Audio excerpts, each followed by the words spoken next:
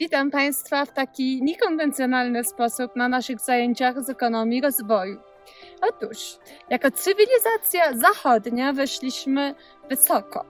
Po drodze dogoniło nas co prawda kilka innych państw, głównie azjatyckich. Niestety sporo państw zostało w połowie drogi lub całkiem na dole, a dystans między nimi się powiększa. Będąc na szczycie, odkryliśmy, jak niebezpieczna była ta droga i zaczęliśmy o tym dumać. Przede wszystkim odkryliśmy, że odbyła się ona kosztem środowiska naturalnego, które obecnie stanowi zagrożenie numer 1 dla naszego zdrowia, jak też może stać się zarzewiem dla wielu konfliktów zbrojnych. Odkryliśmy też, że nie jesteśmy w komplecie, nawet jako te wybrane, rozwinięte kraje. Brakuje tu na górze z nami wielu osób wykluczonych, których dotknął prekariat, których zarobki bardzo odbiegają od średniej. Zauważyliśmy, że parcie ku górze było okupione licznymi kryzysami finansowymi i przerostem sektora finansowego nad realnym. Odkryliśmy też, że nasza wędrówka nas silnie postarzyła.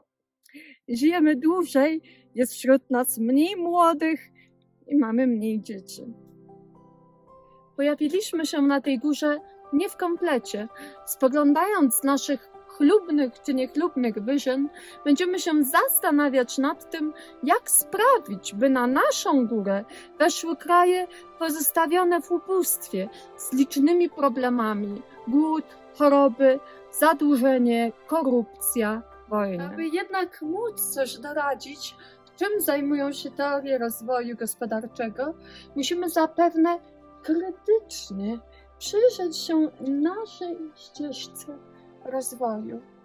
Właśnie dopiero tą ścieżką przeszłam. Była pełna emocji. Na zajęciach poddamy sobie krótkiej refleksji, na czym polegało to wchodzenie, to znaczy, co do niego się przyczyniło. Innowacje, kapitał ludzki, społeczny, postęp techniczny, instytucje. Krytycznie przyjrzymy się jego efektom. Czy chcemy zaoferować pozostającym na dole krajom tę samą ścieżkę? Czy jest to w ogóle możliwe? Gdy wchodziliśmy na górę u celu, nie było innych państw. Czy fakt, że my jako cywilizacja jesteśmy na niej, pozostawiając po sobie liczne ślady ekologiczne, społeczne, dotyczące reguł istnienia świata, korzystnych dla nas, a niekoniecznie dla innych, pozwala innym na ruch w kierunku rozwoju. Dlatego pojawia się też pytanie o to, czy nie powinniśmy może zejść, aby innym umożliwić wejście.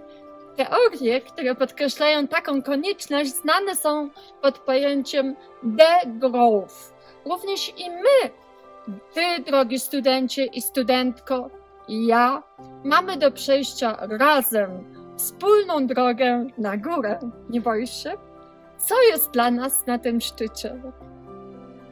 Dla ciebie, zgaduję pewnie, zdobycie przydatnej ci w rozumieniu świata wiedzy, jak też zaliczenie przedmiotu. Dla mnie towarzyszenie ci w tej drodze i podzielenie się moją wiedzą i doświadczeniem.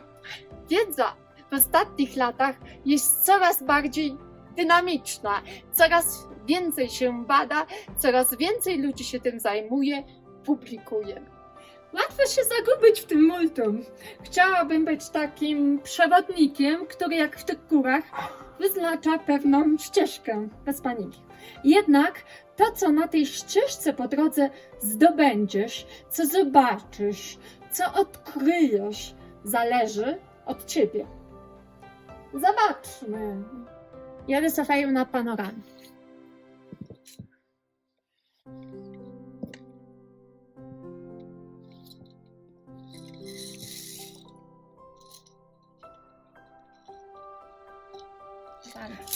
Na ścieżce naszych wykładach dostaniesz do ręki nie tylko przewodnik, wykłady w formie pisanej i w formie filmików, ale też dużo materiałów do własnego odkrycia, poznania, przemyślenia.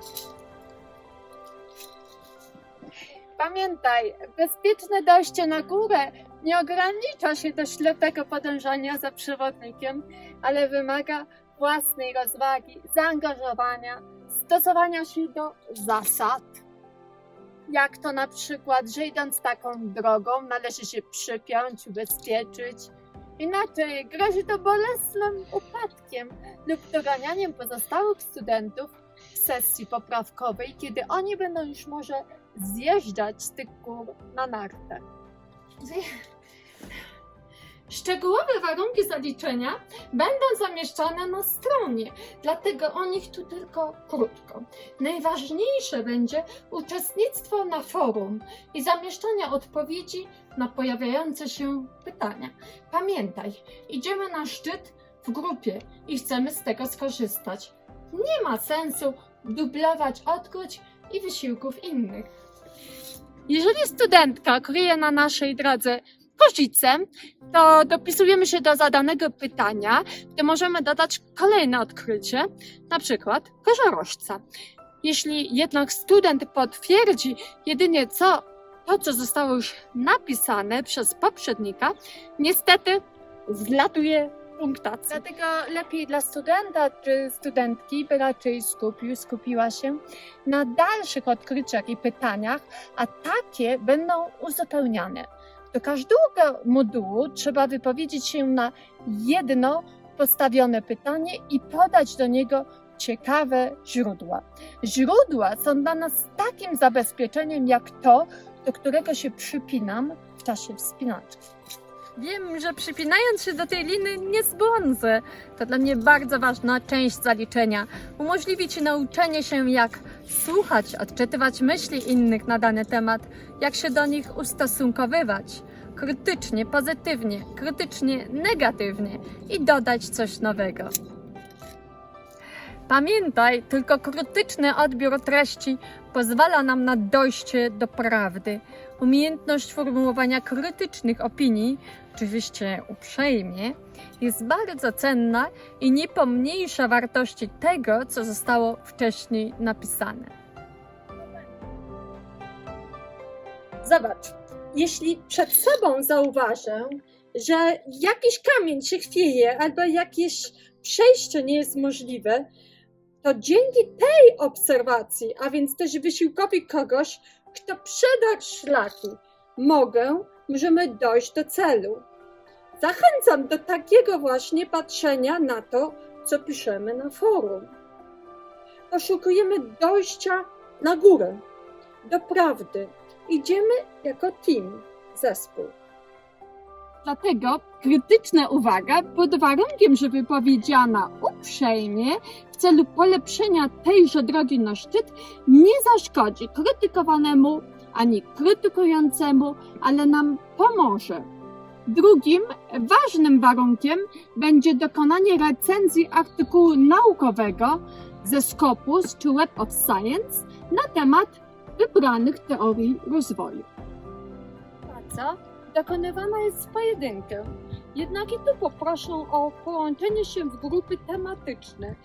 Jedna grupa powinna skupić osoby, których urzekła jedna grupa teorii, na przykład strukturalnych czy instytucjonalnych. I w tym temacie każdy pisze recenzję, a grupa pisze raport, co dowiedziała się nowego na dany temat. W ten sposób staniemy się bardziej kompetentni w danym temacie i może przyda się to nam dalej w pisaniu pracy. Recenzja jednego artykułu co prawda wiosny nie czyni, ale 5 zrecenzowanych artykułów może uczynić Was już prawie ekspertami w danym temacie.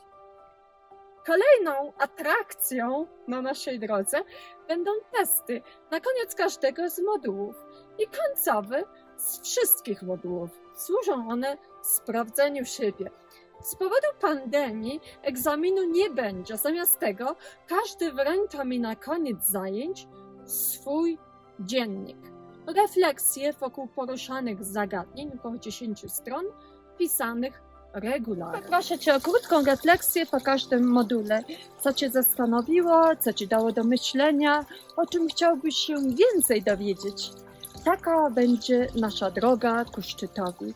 I mam nadzieję, że spotkamy się na nim wszyscy razem z uśmiechami na twarzy, wiedzą w głowie, mądrością w sercu i dobrą oceną w Czekanacie. Zapraszam. A teraz znikam z horyzontu, a zostawiam na nim ekonomię rozwoju.